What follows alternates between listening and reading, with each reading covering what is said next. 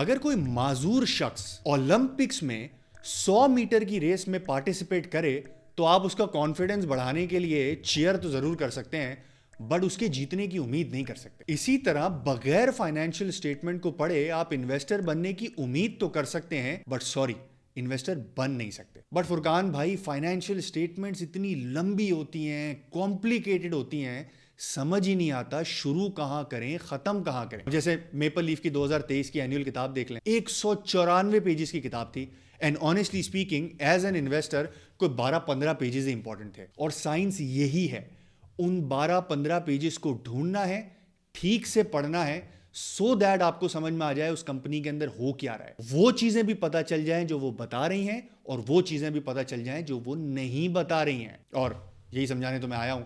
Just have a look at this video and come back. I need to talk to you. सबसे पहले मैं आपको समझाता हूं कि भाई इनकम स्टेटमेंट होती क्या है, और इनकम स्टेटमेंट को समझना क्यों मैं कहता हूं कि अगर आपने इनकम स्टेटमेंट को समझ लिया तो आपने 60, 65, 70% ऑफ द वर्क कर लिया आपने।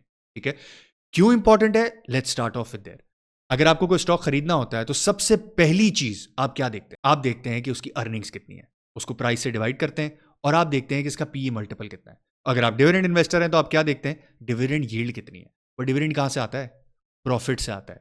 और वो प्रॉफिट कहां से आता है, उस पूरी चीज को रिफ्लेक्ट करने के लिए कंपनी बनाती है इनकम स्टेटमेंट। इनकम स्टेटमेंट का कॉन्सेप्ट मैं आपको समझा देता हूं। इनकम स्टेटमेंट में एक कंपनी बताती है कि पूरे साल के अंदर हमने, या पूरे 6 महीने के अंदर, या पूरे 3 महीने के अंदर कितना माल बेचा, उस माल को बनाने की कॉस्ट क्या थी, कितनी तनख्वाहें दी, कितना उधार दिया, कहीं से अदर इनकम, मतलब मैंने म्यूचुअल फंड में पैसे रख दिए, हम और आप भी रखते हैं तो कंपनीज भी रखती हैं, म्यूचुअल फंड में पैसे रख दिए, स्टॉक मार्केट में ले लिया, कोई जमीन बेच दी, वगैरह वगैरह। मैंने कितने एक्स्ट्रा पैसे कमाए वर्सेस जो मेरा कोर ऑपरेशन था, कितने पैसे कमाए, और eight the end of the day कितना बचा, और फिर मैंने गवर्नमेंट को कितना टैक्स दिया, नेट प्रॉफिट पर शेयर या नेट प्रॉफिट आफ्टर टैक्स कितना बचा। इसमें और बैलेंस शीट में फर्क क्या होता है? क्योंकि मैं जैसे ही आपको बैलेंस शीट समझाऊंगा और दोनों का डिफरेंस दूंगा ना, आपको समझ में आ जाएगा। Balance sheet at the end of the day, उसने स्टेटमेंट बनाई 30 जून की, या आपने अपनी पर्सनल स्टेटमेंट बनाई जनवरी 1 को, आपको तनख्वाह मिली।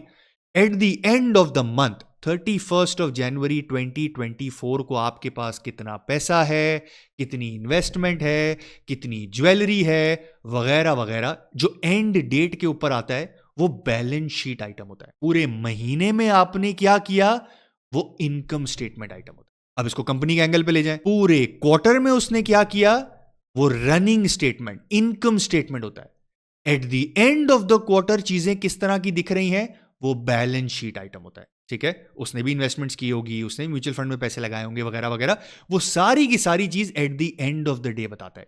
अब क्यों मैं कहता हूं कि दिस इज वेरी इंपॉर्टेंट? अगर मैं आपको बताऊं, लकी सीमेंट ने एग्जाम्पल के तौर पे जब से वो शुरू किया है उसने काम, उसने 500 अरब रुपए कमाए। Is it relevant to you? I don't think so this is relevant to you. आपका सवाल ये होना चाहिए लास्ट ईयर पैसे कितने कमाए, क्योंकि जब आप स्टॉक खरीदेंगे, प्राइस अर्निंग मल्टीपल निकालेंगे, डिविडेंड यील्ड निकालेंगे, then you need to know कि उसने आखिरी साल में कितने पैसे कमाए। वो आखिरी साल के पैसे कहां से आपको मिलेंगे? वो मिलेंगे इनकम स्टेटमेंट से।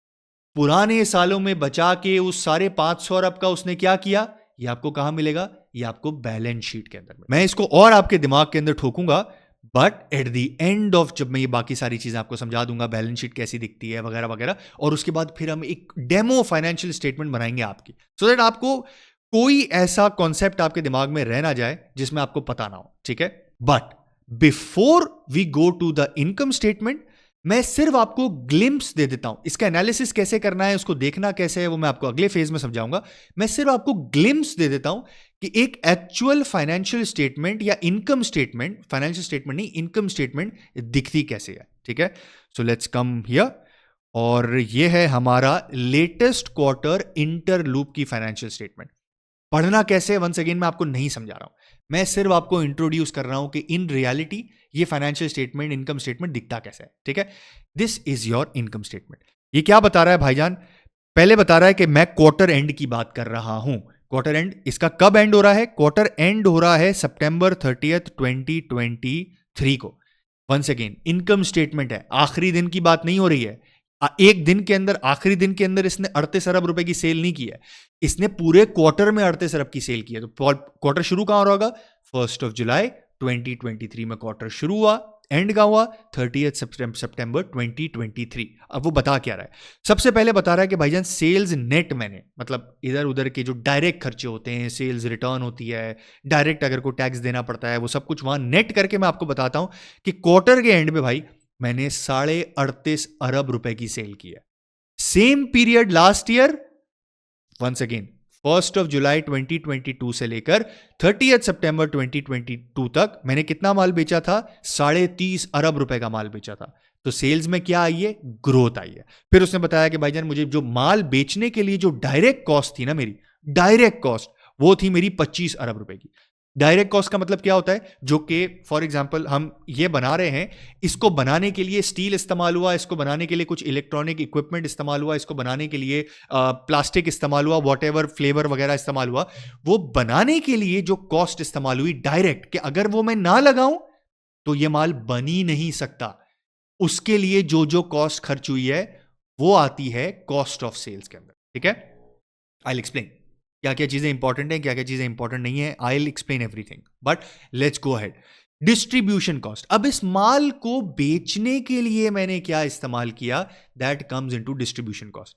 ऐसा तो नहीं है कि इसने जीन्स बनाई और प्लांट के आगे छोड़ दी, ऐसा तो नहीं। वो पैकिंग करेगा, उसको उसको डिस्ट्रीब्यूट करेगा, उसको डालेगा ट्रकों के अंदर, उसको ट्रक के अंदर डालने के बाद कहीं पहुंचाएगा, या अगर एक्सपोर्ट कर रहा है तो पोर्ट तक जाएगा, पोर्ट तक जाने के बाद वो जहाज़ों में बैठेगा, जहाज़ों में बैठ के अमेरिका पहुंचेगा, यूरोप पहुंचेगा, जहां भी पहुंचेगा, उसकी भी तो एक कॉस्ट है ना।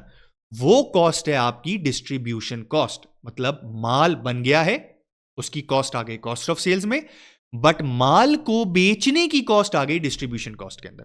फिर आती है एडमिनिस्ट्रेटिव एक्सपेंसेस। एडमिन कॉस्ट में जो बंदा मिल के ऊपर बैठ के काम कर रहा है, या इसको बनाने के लिए काम कर रहा है, प्लास्टिक मोल्ड कर रहा है, मशीनें ऑपरेट कर रहा है, वो कॉस्ट ऑफ सेल्स में चला गया। क्योंकि अगर वो नहीं करता तो माल ही नहीं बनता, जब माल ही नहीं बनता तो कुछ हो ही नहीं सकता।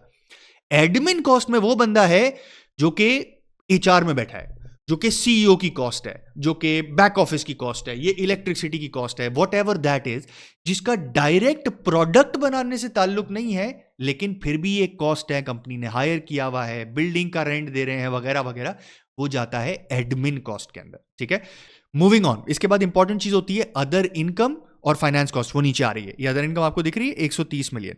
ये अदर इनकम क्या होती है भाई? अदर इनकम ये होती है कि भाईजान इसने कुछ पैसे, मैं लकी की एग्जांपल दे रहा था 500 अरब के, लेट्स से उसने कुछ भी नहीं किया होता, 500 के 500 अरब उसने म्यूचुअल फंड में लगा के रख दिए होते, कोई एक्सपेंशन नहीं करता, कुछ नहीं करता, कैसे देखना है सब समझाऊंगा। बट अगर कुछ नहीं करना होता, वो कुछ नहीं करता, तो 500 अरब म्यूचुअल फंड में पड़े होते, उसको 20-22% के हिसाब से रिटर्न बन रहा होता, तो वो कहाँ जाता? वो भी तो शेयर होल्डर का है ना, वो आता अदर इनकम के अंदर। ये हर कंपनीज के लिए डिफरेंट डिफरेंट होता है, बट मोटा मोटा आप ये समझ लें, अगर कहीं और से कमाया जो इनका कोर ऑपरेशन नहीं है। लकी सीमेंट का कोर ऑपरेशन क्या है? लकी सीमेंट का कोर ऑपरेशन है सीमेंट बनाना। इंटरलूप का कोर ऑपरेशन क्या है? प्लांट, कपड़े बनाना, टी शर्ट बनाना, एक्टिव वेयर बनाना, मोजे बनाना वगैरह वगैरह। बट इसके पास कुछ पैसे पड़े थे, कहीं और से आए, वो आपके अदर इनकम में चले गए। लेकिन जब मशीन लगाई तो सारे के सारे पैसे अपने पास तो नहीं थे, तो उन्होंने उधार लिया होगा। तो जब उधार की कॉस्ट देनी है तो वो कहां जाएगी? वो आएगी फाइनेंस कॉस्ट के अंदर। वो फाइनेंस कॉस्ट आपको नजर आ रहा है, ये वो पैसे नहीं है जिससे मशीन खरीदी है। ये मशीन खरीदने के बाद जो बैंक का इंटरेस्ट बनता है 20, 22, 25, 15, 20 जो भी बनता है, ये उसकी कॉस्ट है। ठीक है, वो डेट की रीपेमेंट कर रहे होंगे, जैसे उन्होंने 1 अरब रुपए का डेट लिया, उन्होंने कहा भाई मैं 10 साल में वापस करूंगा। ठीक है, मेरे साथ करें आप, 100 मिलियन रुपए उसको पर साल वापस करने, और उसको 1 अरब रुपए पे इंटरेस्ट वापस करना है, जो 1 अरब रुपए का 20% का इंटरेस्ट कॉस्ट भी लगा देते हैं। 200 मिलियन जो है वो यहां आ जाएगा, जो 100 मिलियन वो प्रिंसिपल रीपेमेंट कर रहा है क्योंकि 10 साल का लोन था, वो कैश फ्लो में से निकलेगा। सब समझाऊंगा, बट ये समझ लें इनकम स्टेटमेंट दिखता कैसे। उसके बाद कैसे आया? टैक्सेशन। गवर्नमेंट को भी तो पैसे देने, उसके बगैर तो चल ही नहीं सकता, वो आ गया टैक्स। हमारी कोई चीज ही नहीं है, हमारे पास पैसा बचा ही नहीं। Eight the end of the period जो बचा वो हम शेयर होल्डर्स का है। ठीक है, ये मैंने आपको 3 महीने का बताया और इनकम स्टेटमेंट बताया। 1 मिनट मेरे साथ रहें, मैं आपको बताता हूं 6 महीने वाला कैसा दिखता है। ठीक है, 9 महीने वाला भी ऐसा ही दिखता है, साल वाला भी ऐसा ही दिखता है। ठीक है, ये आखिरी फेज में मैं आपको बताऊंगा कि जब आप किताब खोलेंगे, मैं आपके सामने एक नई किताब खोलूंगा किसी एक एब्नॉक्शियस कंपनी की, जिसको मैंने कभी नहीं पढ़ा होगा, और ये मेरा वादा है कि मैं आपके साथ वही कंपनी खोलूंगा जो मैंने कभी नहीं पढ़ा हो, और फिर मैं देखूंगा कि आपके सामने क्या क्या कैसे देखना है। ठीक है, अब ये है 6 महीने का। उसने कहा भाईजान 22 अरब रुपए की मेरी सेल क्वार्टर की है, बट 52 अरब रुपए की मेरी सेल 6 महीने की है, समझ रहे हैं आप? तो उसने क्वार्टर भी बताया और वही चीजें उसने हाफ ईयर का भी बताया। क्वार्टर के एंड पे नफा कितना है, नुकसान है इस कंपनी को 375 मिलियन का, और 6 महीने के एंड पे नफा कितना है, 4.5 अरब का। इस तरह से दिखता है सेमी एनुअल स्टेटमेंट। मैंने आपको 2 चीजें बता दी, इनकम स्टेटमेंट एक्चुअली होती क्या है, ताकि आपको कॉन्सेप्ट समझ में आए। फिर मैंने आपको बता दिया कि भाई एक्चुअली जब आप, क्योंकि एज एन इन्वेस्टर देख रहे हैं, कोई यूनिवर्सिटी की क्लास तो है नहीं, आपको एक्चुअली ये दिखेगा कैसे, ये दोनों मैंने चीज आपको बता दी। Let's move on to balance sheet. हाँ, अभी वीडियो एंड नहीं हुई है, अभी 18 मिनट की फ्री वीडियो बाकी है। लेकिन अगर इस वीडियो के बाद आपको प्रैक्टिकल एग्जांपल्स और असाइनमेंट्स के साथ income statement, balance sheet, cash flow, director report को पढ़ना कैसा है ये सीखना है, तो click on the first link below. ये जो कोर्स अभी आप देखने जाने वाले हैं, free video plus the course, ये मैंने सिर्फ और सिर्फ इन्वेस्टर्स के लिए बनाया है। वो कैसे फुरकान भाई? क्योंकि मैंने वही रेशो सिखाए हैं जो कि इन्वेस्टर्स को जरूरत होती है, और उस टाइम पे सिखाए हैं जब उनको उनकी सबसे ज्यादा जरूरत होती है। ये कोई यूनिवर्सिटी की क्लास नहीं होने वाली है जहां पे इतना बड़ा पर्चा आपके हाथ में दे देते हैं और कहते हैं ये रेशोज हैं, ये फाइनेंशियल स्टेटमेंट है। मैंने इन रेशोज को उनकी नीड बता के फाइनेंशियल स्टेटमेंट के साथ कनेक्ट किया है, और एंड में अपना एग्जैक्ट फ्लो बताया है कि अगर कोई ऐसी फाइनेंशियल स्टेटमेंट मेरे पास आ जाए जिस कंपनी के बारे में मुझे कुछ पता ही ना हो, तो मैं उस फाइनेंशियल स्टेटमेंट को कैसे देखूंगा, डायरेक्टर रिपोर्ट्स में क्या चीजें ढूंढूंगा, और वो चीजें ढूंढने के बाद इनकम स्टेटमेंट, बैलेंस शीट और कैश फ्लो में जाके उन चीजों को कहां कनेक्ट करूंगा।